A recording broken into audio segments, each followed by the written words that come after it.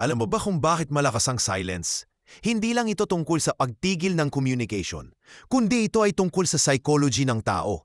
Kapag tama ang paggamit, mas nagiging sobrang powerful. Kaya sa video na ito, ipapakita ko at siguraduhin mong tapusin dahil bawat point importante.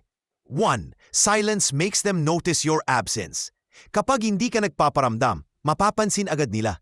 Mas lumalakas ang impact kapag hindi ka available.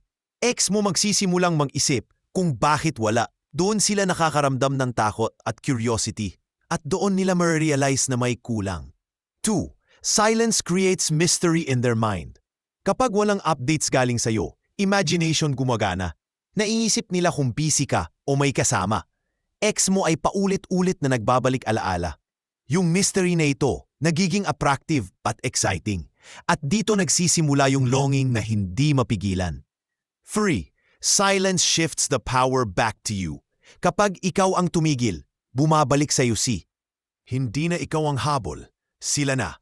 Ex mo mararamdaman na hindi mo sila kailangan. Nagiging strong at confident ka sa kanilang paningin. At doon nila makikita ang totoong value. 4. Silence makes them feel regret. Habang tumatagal ang silence, mas lumalakas what-ifs. Naiisip nila kung tama bang iniwan ka. Dito pumapasok yung guilt at regret sa puso. Magsisimula silang manghinayang sa pagkawala mo lagi. At doon sila matatakot na tuluyan kang mawala. 5. Silence gives you time to heal. Hindi lang para sa kanila, kundi sa'yo rin. Nagkakaroon ka ng chance na bumalik sa sarili. Mas nagiging confident at kalmado ka sa proseso. Kapag nakita nila bagong energy, naa-attack sila. At maiisip nila na baka may chance. 6. Silence awakens their fear of losing you. Habang mas tahimik ka, restless ang isip nila.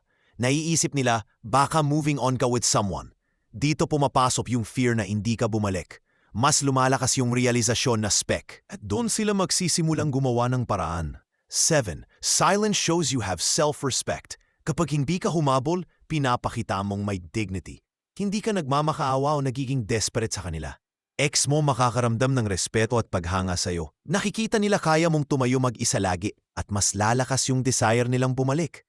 8. Silence makes your value grow. Kapag wala ka, lumalabas tunay mong halaga. Naiisip nila lahat ng magagandang alaala ninyo. Nakikita nila kung gaano ka ka-unique at priceless.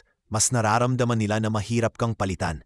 At dun, mas lalakas chance na bumalik. Kaya girl, ito ang sikreto bakit effective silence. Hindi ito tungkol sa pride kundi diskarte tama.